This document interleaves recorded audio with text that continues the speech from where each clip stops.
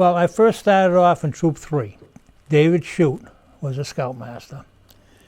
And I was there probably maybe 5 or 6 months. And it's a Catholic church. And when the bishop came, or whatever, whoever he was, you had to go in there and kneel and kiss his ring. And I went home and told my mother, and she said, well, you're not doing that anymore. And she brought me into Troop 1. And I've been with Troop 1 since last part of 58, and so on. And camp became a regular ritual for us. Our scoutmaster, being a Cushman bakery driver, he'd come home at 2 o'clock in the afternoon, get on the telephone, call everybody up and say, okay, you want to go to camp? And we'd come up to camp, and that's how we got to spend a fair amount of time in the site that we're in now. So it was bought in 1946, which is the year I joined. So I was in a leadership position. I just was a youth, and the scoutmaster would call up and say, let's go. I'd go.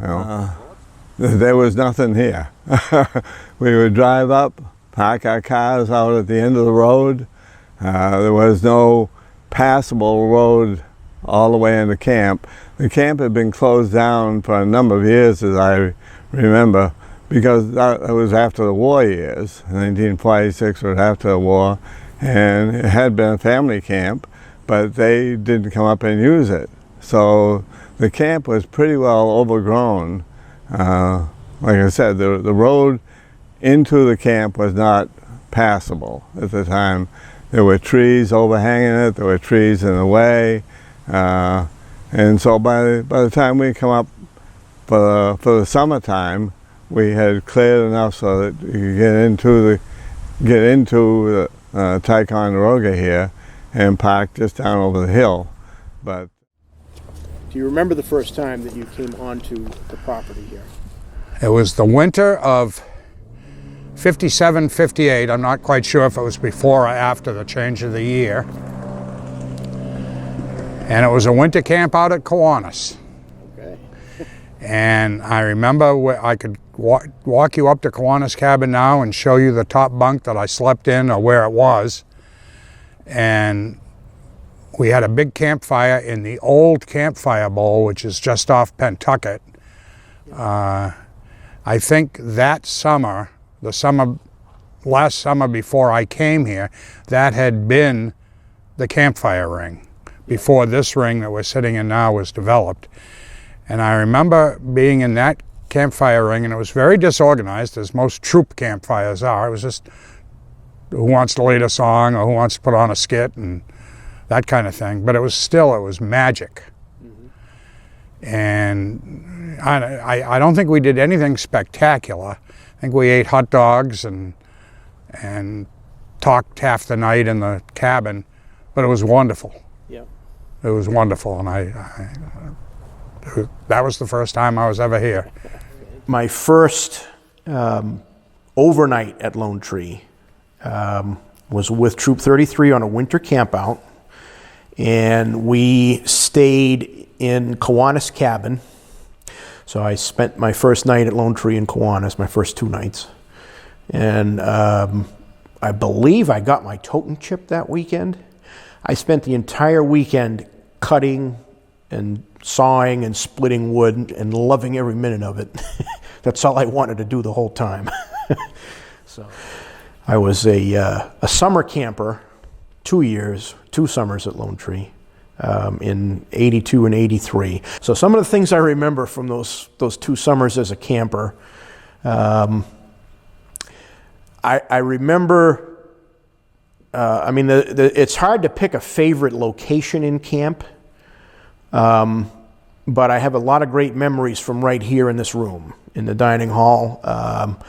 I remember Peter Zibbert leading the Ansco marching song and running back and forth in here, and he would leap from the floor up onto the mantle and grab onto the beam up above and stay, land up there and then jump back down. So it was a raucous time. It was fun. It was great. Another thing that was really cool in this room was this camp director that was in charge at Lone Tree, his name's Marty Cadle. He used to tell stories about Lone Tree. He used to tell about the history of the camp, used to tell about the facilities around camp, and as a young scout, I just was really fascinated by that stuff. It was really neat to learn where the original rifle range was, and lots of different stories like that. It was one of my fond memories of camp as a camper. You know, you sit there as at that age and you look at those folks and you say, I want to do what they do. Well, I used to work as in the dining hall as a pot walper, cleaning pots and pans with Mrs. Martin. And then the next 2 years, I worked with Ernie Rich, digging most of this water line. I didn't realize how many roots were in the ground.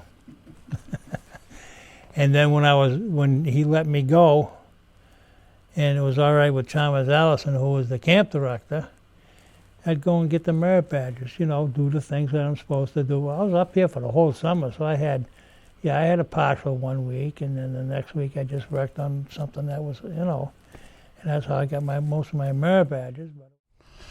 I wanted to be on the staff in the worst way, and I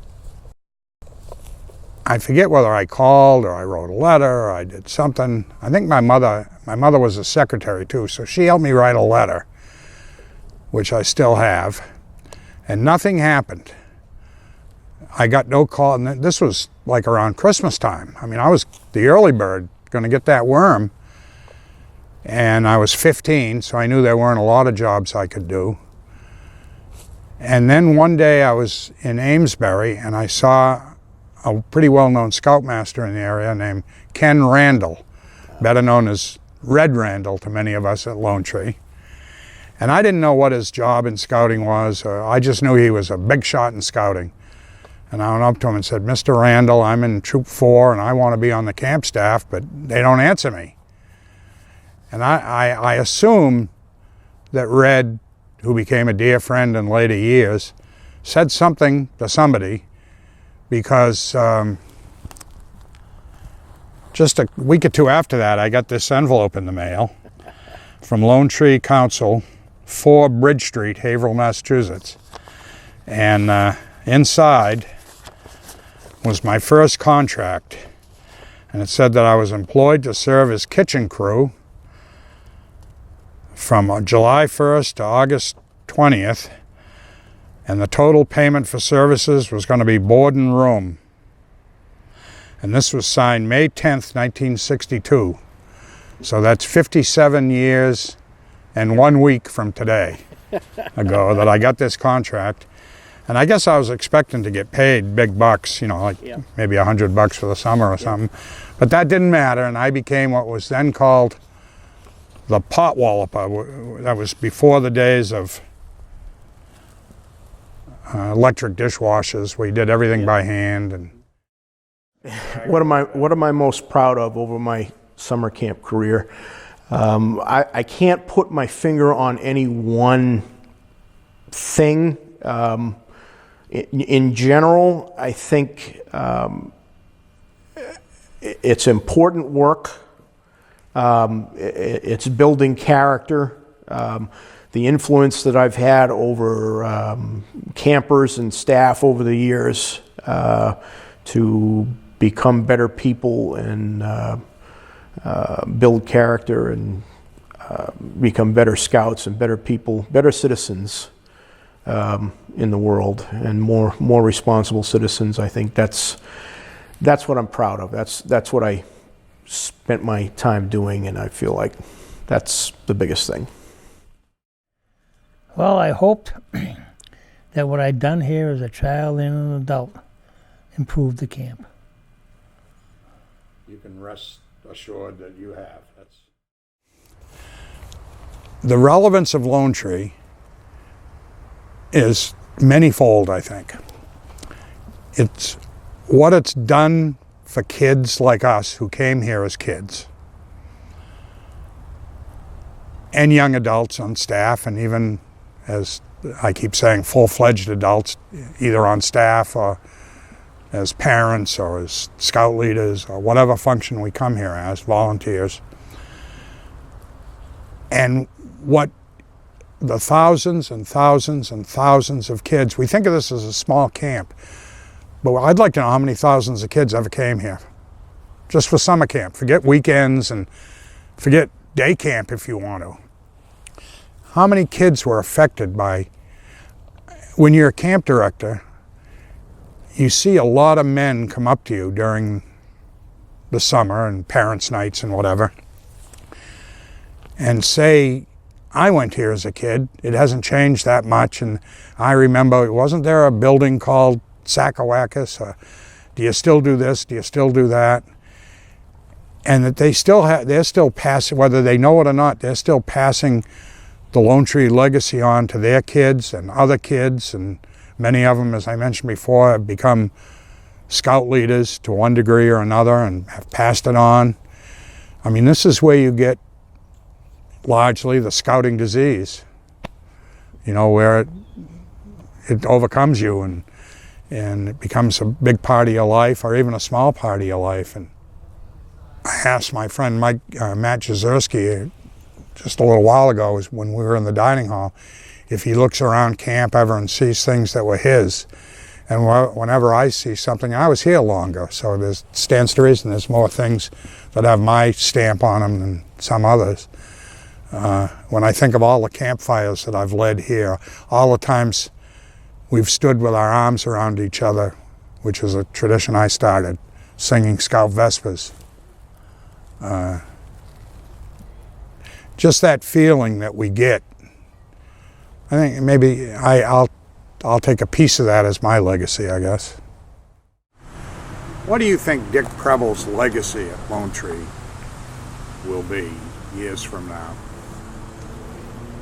The old grunt who was in here all the time. Dick, thank you, sir. You're welcome. Thank you very much.